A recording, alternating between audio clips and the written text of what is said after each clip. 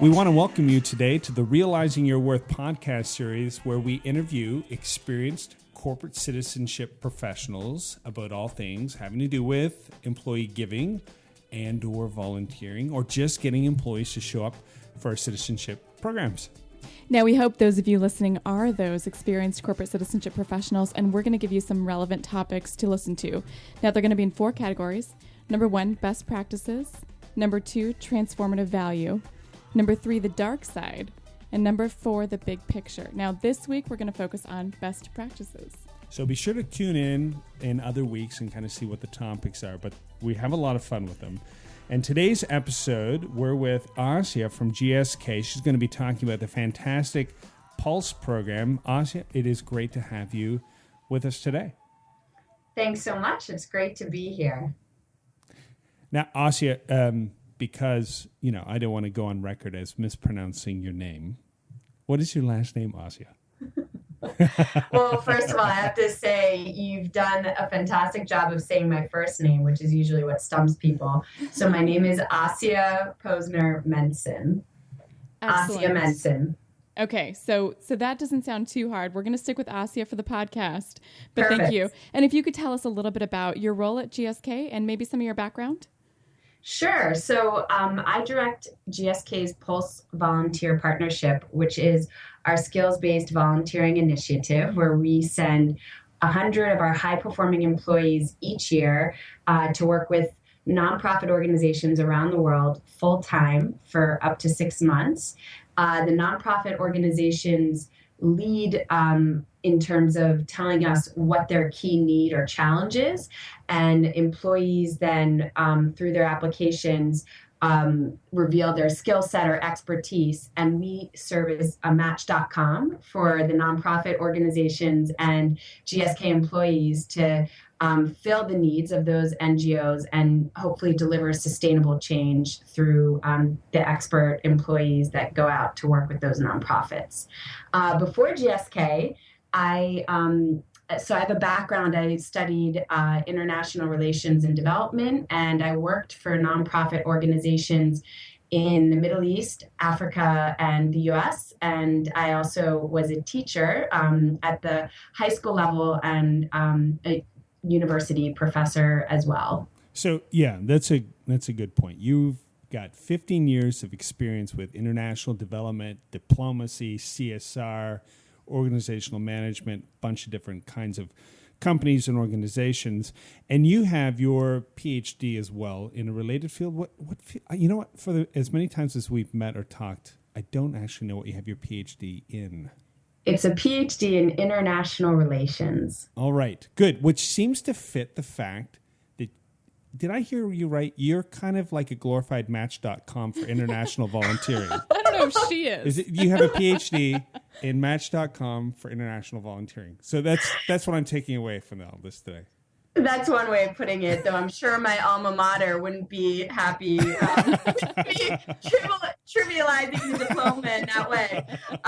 But certainly, since Pulse started in 2009, we've sent nearly 400 employees from across 45 different countries to work with 85 different nonprofit organizations in 56 different countries. So that gives you a sense of the global scale of our program. And certainly, what I studied and the experience and travels and, living and working in different countries and cultures prior to my joining GSK has all really helped me serve in my role today.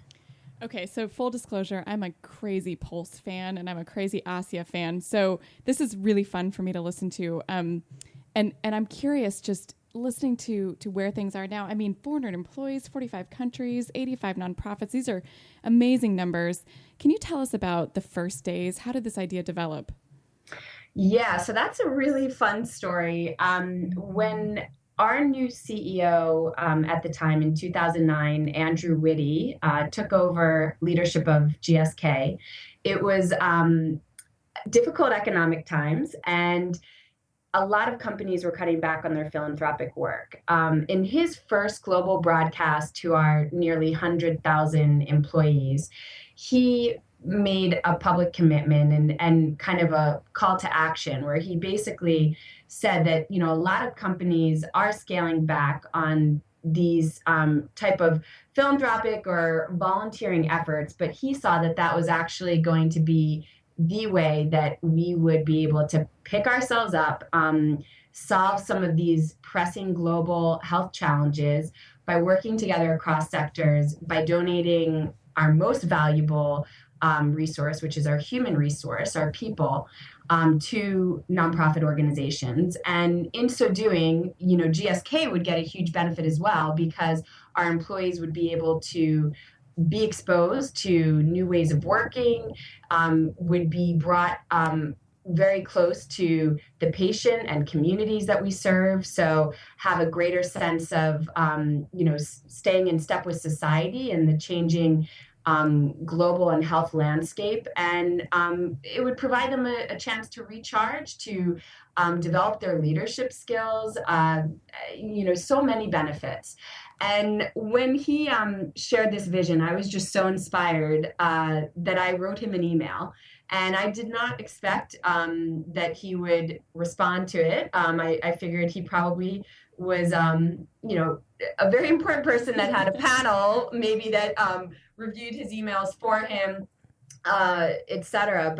But actually, a couple of days after sending out the note, I got an email back from Andrew, basically asking me to, inviting me to help GSK meet the mark here. And I should say, in my email, I was a bit bold. I kind of shared a quick bit of my background and experience in, you know, this field, but also some ideas on how GSK can maximize benefit for all involved, for communities and nonprofits, for the employees, and ultimately for the business. So Ahsiya, I gotta interrupt. There's a couple of things in your story that are very interesting. One is what was it about Andrew, Mr. Whitty, that made him perceive the world that way? Because to be fair to everybody else who's listening out there, we can all believe that that's true. That getting involved in the community can create significant, you know, benefits to the company. But our senior executives, the C-suite, they don't always see what we know is true. How did Andrew see it? Like, what was it about him that enabled him to see what you knew was true? I have a sense that it was because of his own background, having lived and worked in various emerging markets and developing countries during his career at GSK. So he started working for the company right out of grad school. And, you know, among other things, for example, served as the general manager of our GSK South Africa business. Okay. So he was in South Africa for a couple of years and got exposure to what the issues were facing patients and communities in rural areas in South Africa. So it was a very real experience, not something he had read about in a book, but something he had lived through. Yeah. And you know what? I would have to say that in our experience, Angela and I's experience, that is something that we find is almost always the fact. If the person has an experience, not cognitive knowledge, but actually have dirt under the fingernails from being out there and doing this kind of work, they're much more likely to understand the true value of it. Which brings me to my second question. You just decided to send an email and say, "Hey, yeah, I'm your person. You should totally hire me." Like, is that like, so, yeah, does that work for everybody? Is this what we're advocating for everybody today? So I have to say, maybe I misrepresented what I actually wrote, because I was not so bold as to literally ask for a job in my email to him. First of all, just going back to your point about Andrew Whitty, I mean, the guy is the real deal. Right. I am consistently impressed by him, you know, since he took over leadership of the company. And, you know, this has been now 5+ years, and the guy amazes me. So we are very fortunate to have him at the helm. Okay. But in terms of my email, actually, I honestly was writing to him to thank him for being the kind of leader that I could really respect and get behind. And secondly, to just offer a couple of ideas. And literally, the reason I wrote the note, we all at some point have to pay tribute to our mothers. So after I heard Andrew's broadcast that night, I remember having a conversation with my mom, and I was like, super excited about and sharing with her his message and all these ideas I had. She's like, you should just write him. And I was like, no, Mom, the guy has his own website. There's no way he would read an email from me. And then as I heard myself speak, I was like, you know what? This is exactly what I try not to be, that people are people regardless of their status in society. I was raised to, treat everyone with respect, whether they're your doorman or your CEO. And, at the very least, a human being appreciates being thanked. And maybe, if he does happen to read the email, he'll appreciate some of my ideas. But my sense was that the way he announced it sounded like it was ready to be rolled out and implemented. So I didn't even think there would be an opportunity for a job or, something to come of it. That was, completely serendipity. So I've told this story to some of our Pulse participants during orientation trainings, kind of as a motivator to say, don't be your own worst enemy. If you have an idea, if you have a vision, share with someone, a leader who you think might be interested and could potentially help you take it forward. Now, I've heard back from Pulse fellows who've gone out since 2009 to say they wrote to Andrew and, they didn't get a job through that email. So maybe I also came in at the right time, like right when he was joining. Sometimes it's about timing, right? You know what, Ahsiya, thank you for sharing that personal story, because one thing that I think is so important about these programs is that sense of seeing each other as having an equal value, an equal contribution to make. So the fact that you processed that through your mom, which is so great, and thought, you know what, we're the same, and we may have the same vision in this.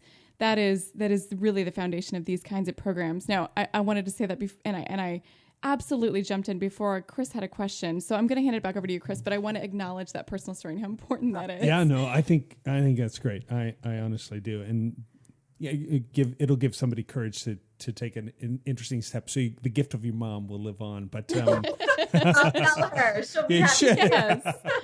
You got 10 people, new jobs, Mom.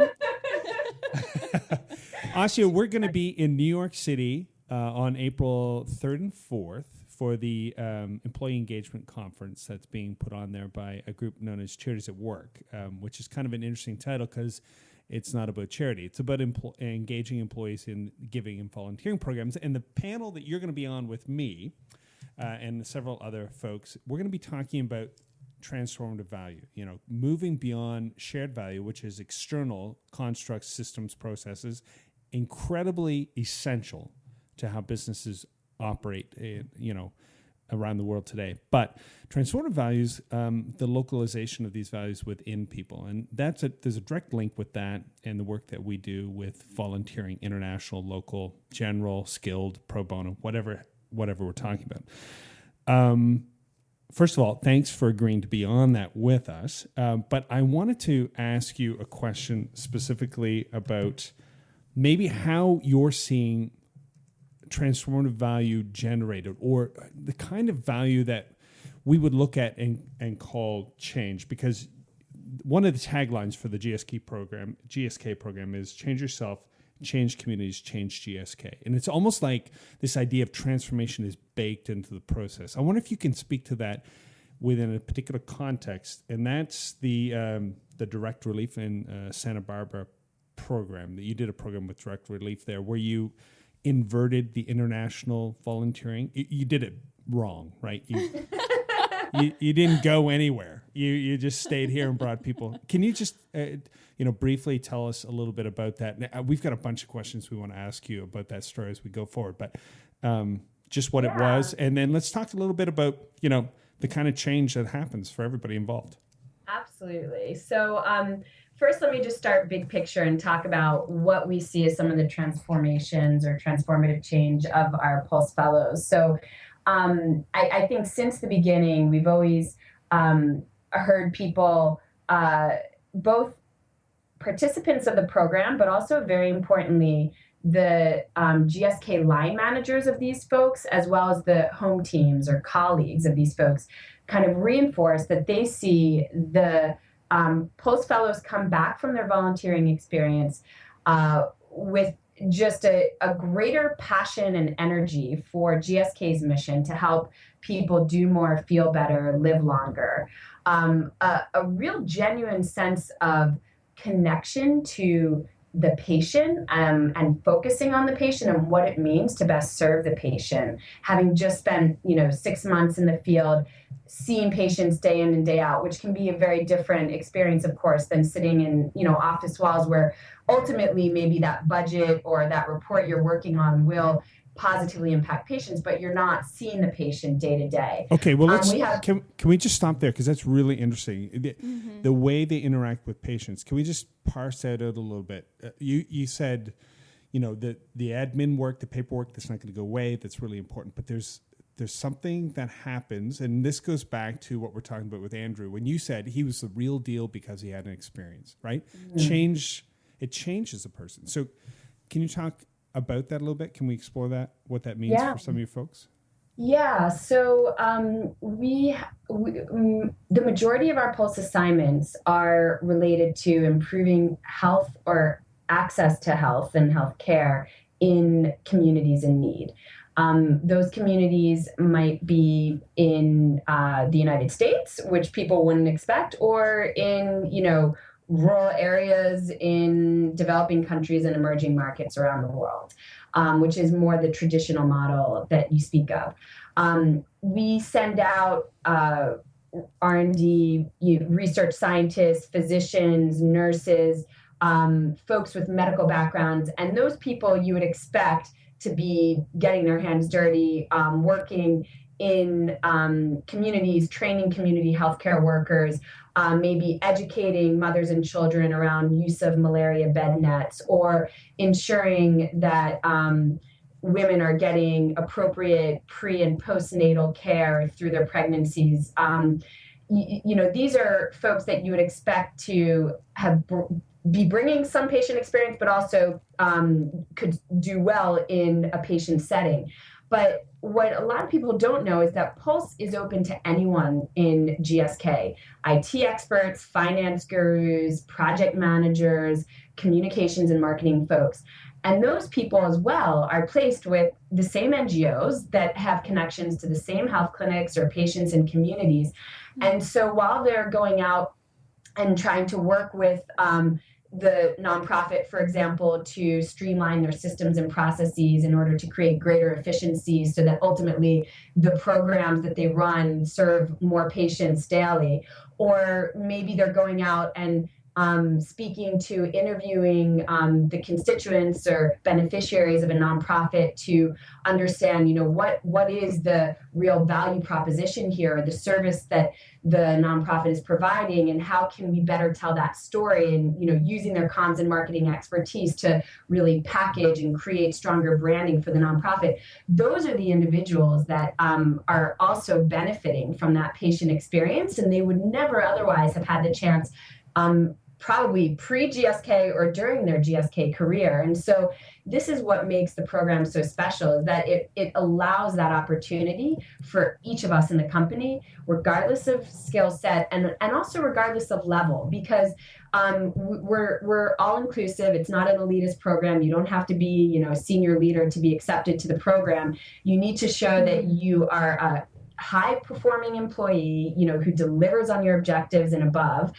You need to show that you have a skill set that matches the NGO need. But a lot of times, some of our local nonprofit partners, they're small organizations with 2 or 3 people, and they don't need an SVP or VP to come in. They need a really strong admin to organize their office management processes and operations, right? So it really is something that any employee can access, which in itself is hugely motivational and transformational for our employee base, because if you know that there's no barrier to you raising your hand and, throwing your hat in the ring to apply to Pulse, that's a pretty exciting prospect, that's something you can avail yourself of.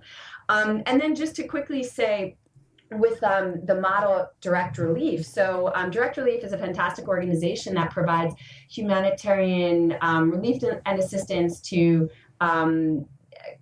areas in disaster situations. And specifically, they focus on medicine donations, not, a lot of organizations deliver food and water. They're delivering medicine and medical supplies. And so they year, deliver that in the United States or around the world?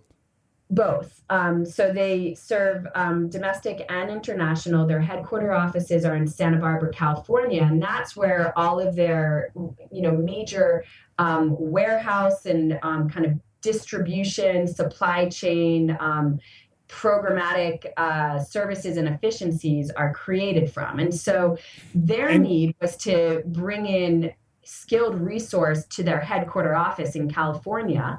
And we basically looked for the best skilled people for their needs. They needed 6 different people for a variety of different projects. And each of those 6 people happened to come from a different country. So we had someone from Nigeria, someone from Saudi Arabia, someone from Belgium, from the US, from I'm blanking, but anyway, it gives you just a sense of how it was the United Nations in direct relief. And it was a great example that, the U.S. doesn't own all knowledge and expertise that we need to be exporting to the world. There's so much that we can bring into this country as well. And also the U.S. isn't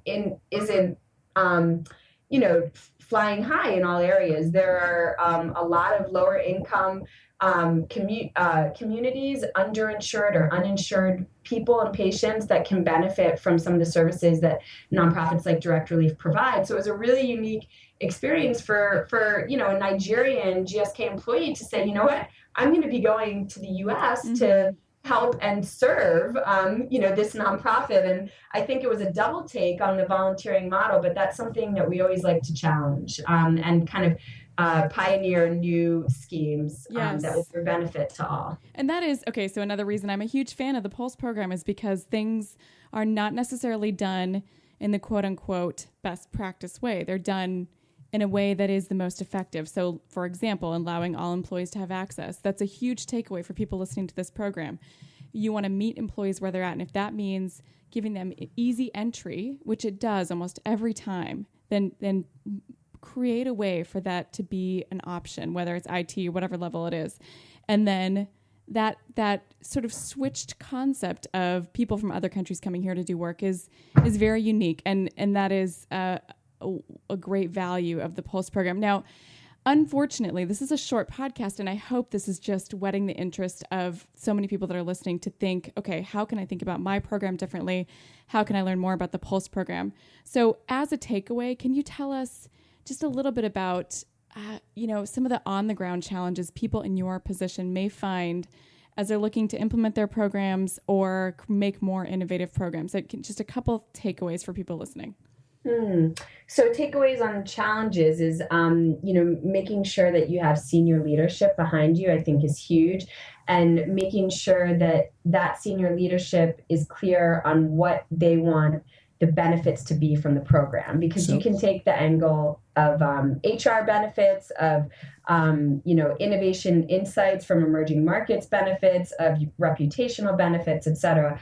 And also to make sure you're dedicating enough resource to support the program that you're envisioning, depending on the scale. And finally, I would say reentry is huge in terms of potential challenge, but also potential huge opportunity. And maybe at another stage, I can talk to you about some of the ways that we've been innovating on how to capture some of the great fresh insights that our volunteers bring back from the field that can transform the way we run our business, but also, equally bring huge benefit to society. So that sweet spot where there is business and social benefit, we're developing some really cool innovation challenges that are connecting back to our businesses and bringing some really great ideas forward. So you said executive leadership, you need the right resources and capture the learnings when they get back. When we talk about, which is a great list, when we talk about executive buy-in, though, can you, a couple sentences, can you tell us, you started out with it, but they still had to buy into a particular program, right? Pulse wasn't around. So how do you get? What are some practical insights you maybe can offer? Because that's what everybody needs. They've got this idea, and they know they can sell it if they have a patron at the highest level, right? Yeah. Around the C-suite, you've got an angel up there who says, Ahsiya's amazing. Whatever she needs, let's give it to her. And everybody goes, all right. I wish, right? All right, Bob. We lost you in golf, so okay, we'll do that. So my advice is very simple. Capture metrics from the beginning. So for example, now we can say that GSK employees who participate in Pulse are 21% more likely to change roles through promotions, transfers, rotations, as compared to the overall employee population in the same countries. You did a study on this, right? And what's the name of the study? It's win-win-win? Yep, win-win-win, which is featured in the Journal of Personnel Psychology. Awesome. Can I post that on the podcast later for people to read? Yes, excellent. Please. Yeah. We can say that Pulse volunteers are 41% less likely to leave GSK than the overall employee population. We can speak about actual skills gained, greater morale and motivation. All of this is through surveys that we've designed and tracking that we've introduced into the program from day one. So that would be my advice. Okay, that's good. So as we get, you get the permission, you do the first piece, whatever it is, and everybody's like, we got no evidence, but we'll trust you. Shore up that trust with some actual statistics that are going to matter to people who are the decision makers. And it sounds like that's the kind of data you're able to demonstrate. Churn rate down, keep the high potentials, satisfaction higher, that kind of thing. Absolutely. Okay. Absolutely. Good. Oh my goodness, Ahsiya, I cannot thank you enough for sharing with us today. There's so much more I want to go into about this, and I hope that's the way everybody else feels too. For those of you who are listening and you want to connect more with what Pulse is doing and or with Ahsiya, we're going to post some links below this podcast. So if you just scroll down, you'll be able to see those links and some more resources for you. And we'll have information about the summit, the conference that Ahsiya is going to be at with Angela and I, and a whole bunch of other people in New York City, April 3-4. Make sure you sign up for that, or at least check out the website, find out more information. It's going to be a great conference. We go every year, and I'm a bit biased. I'm emceeing it. He's emceeing it. So that's all the more reason to go. Yeah, exactly. That was totally unsolicited, folks. That was that's from Ahsiya. So come out and join us. It'll be great. Check out the links below. You can find out more about Ahsiya. You can follow her on Twitter. We can follow you on Twitter, right, Ahsiya? Yeah, absolutely. Yeah. I think you already are. Yeah, exactly. I send her little notes about ice cream that I enjoy, that kind of thing. Yeah, so. It's sweet. Well, thank you guys so much for inviting me to speak with you. This was great fun. I hope we can do it again. Us too. Thanks, Ahsiya. And thanks, everybody, for joining. We'll see you next week.